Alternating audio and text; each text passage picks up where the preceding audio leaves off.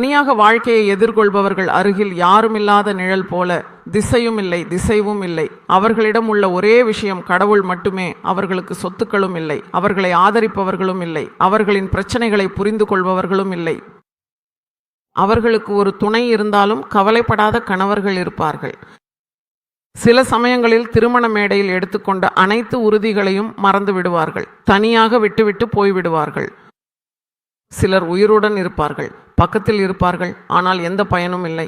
சிலர் படுக்கையில் படுத்துக்கொண்டு பயனற்றவர்களாக இருப்பார்கள். அவர்களுக்கு பராமரிப்பு செய்ய வேண்டும். அப்படிப்பட்ட பெண்களும் இருக்கிறார்கள். அவர்கள் கணவருக்கு சேவை செய்ய வேண்டியவர்களாக இருக்கிறார்கள். கணவர் என்றால் மனைவி மற்றும் பிள்ளைகளை பராமரிப்பவர். மனைவி பிள்ளைகளை பொறுப்பேற்கும் ஒருவர். கணவர் என்ற பெயருக்கு அதுதான் அர்த்தம். ஆனால் கணவரே ஒரு சுமையாகிவிட்டால் அப்படிப்பட்ட பெண்கள் எதை நோக்கி செல்ல வேண்டும்? அவர்களுக்கு ஆதரவு யார்? தாங்கும் தூண் யார்? சில கணவர்கள் மிகவும் கொடுமைப்படுத்துவார்கள். சாலையில் சின்ன காய்களை அடிப்பது போல அடிப்பார்கள். அடித்து அடித்து அவர்களை உடல்நலக்கேடு அடையச் செய்வார்கள். நீங்கள் வெளியே சொல்ல முடியாது. வீட்டில் சொன்னாலும் அவர்களுக்கு இதுவும் அவர்களுக்கு அதுவும்.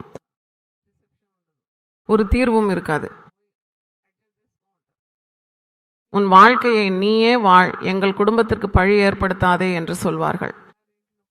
மாமியார் வீட்டிலும் பிறந்த வீட்டிலும் கணவர் வீட்டிலும் எங்கும் ஆதரவு இல்லாமல், அதனால்தான் பரிசுத்த வேதாகமத்தில் ஏசாயா 54 ஒரு வார்த்தை உள்ளது. காற்று புயலில் இங்கும் அங்கும் அலைக்கழிக்கப்படும் ஒன்றைப் போல உன் மரபுகளோடு நான் கட்ட முடியாவிட்டாலும் கட்டி பார்ப்போம்.